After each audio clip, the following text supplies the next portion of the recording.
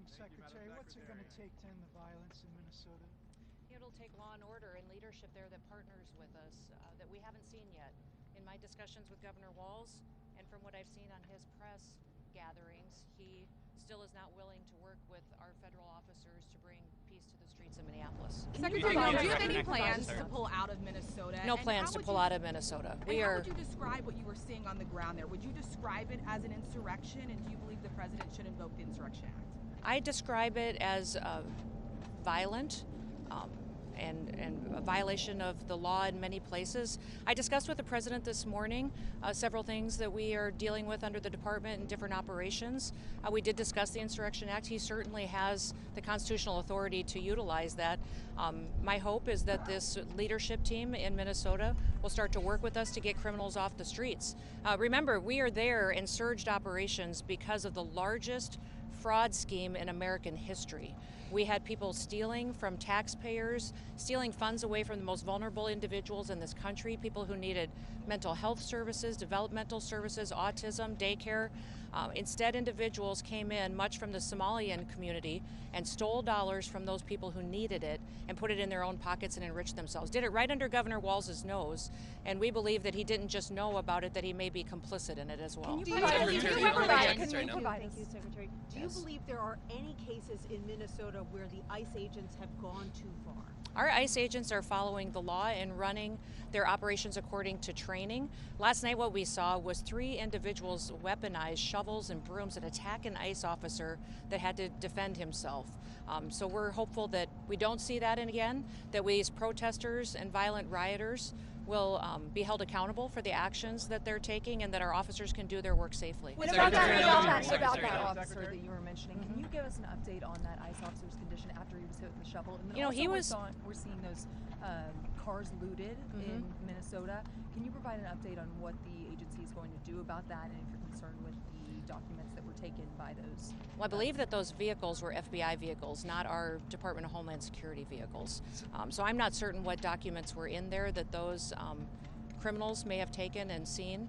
But I would say that our agent is beat up, he's bruised, he's injured, he's getting treatment, and we're thankful that he made it out alive. Secretary Noem, are you okay with federal agents and officers violating people's Fourth Amendment rights by asking for papers without reasonable suspicion? Every single action that our ICE officers take is according to the law and following protocols that we have used for years, that this administration has used, that the previous administration used.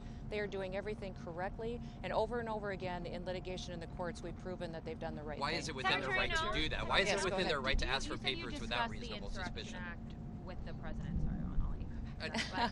But you said you discussed the Insurrection Act with the president. Did you recommend that? No, we just discussed it, that it was one of the options that he had constitutionally, and we talked about the fact that we're going to continue our operations in Minneapolis and have the resources that we need to get the job done. Do you think he'll likely invoke it? Yes.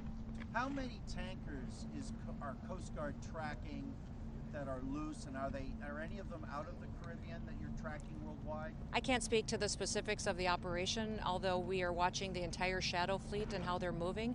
I'm very proud of our Coast Guard, how they've partnered with the Department of War to do unprecedented actions in bringing these flags under jurisdiction that often, or these ships under jurisdiction that in many instances aren't flagged or they're affiliated with a country moving this unauthorized oil to avoid our sanction policy. Did the president say what? Yes.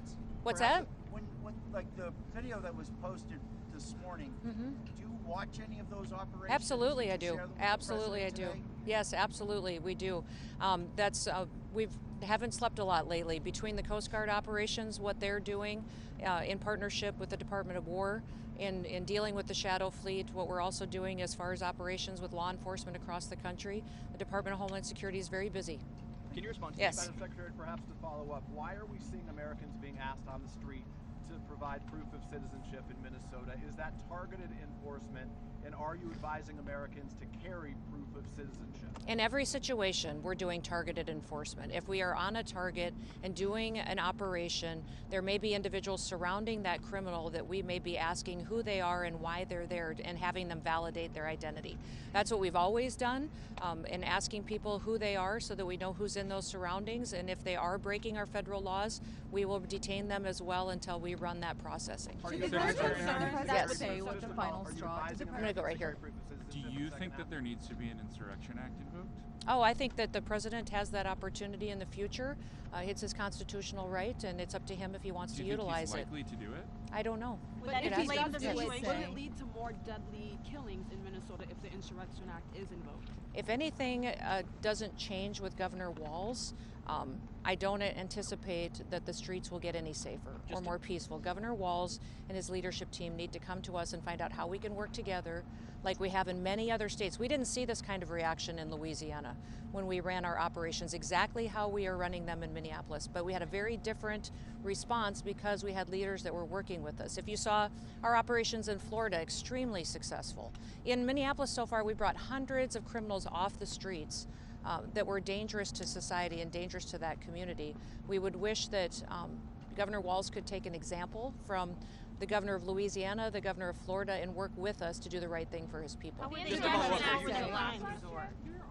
are dealing with more and more protesters. Do you think they need more de-escalation training, though, given some of the scenarios we have seen on videos of the interactions? You know, the officers that we have out there are very highly trained and skilled, specific for the operations that they're doing.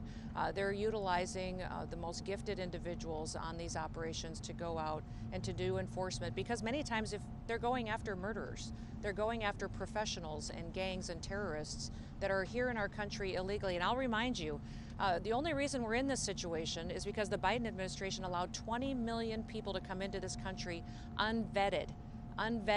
My every day is spent thinking about the known terrorists that are in this country that I just haven't found yet. The suspected terrorists, the criminals, the murderers, the pedophiles that are out there on the streets that we need to find and get off the streets because Joe Biden opened up our borders and allowed that invasion to happen.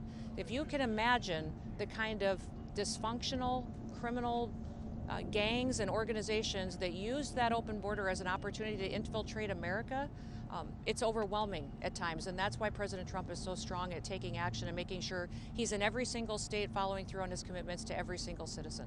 Did the president say what his final straw would be to invoke the Insurrection Act if he did? No, this president uses all the information and intelligence that he can get. That's why he calls me, he calls Pete, he calls local law enforcement. He talks to those individuals and agents as well that are involved that he knows well. This president makes fully informed decisions and utilizes his authorities when it's appropriate. Are you worried that bringing in the military Marina would Machado is inflame the coming to the situation? White House today. Are you going to be in the meeting because a lot of illegals are from Venezuela? Or are you going to talk with Delcy Rodriguez like Trump? I think I have other commitments today. We are putting in the new commandant of the Coast Guard. He is having his swearing-in ceremony, so I'll be doing that. And then I have some meetings with law enforcement. So I will not be in that meeting, but the president will keep me informed. Thank you. Thank you, everybody. Thank you. Have a good number 2 at ICE. Thank you, Secretary Noem. Hi, Tracy.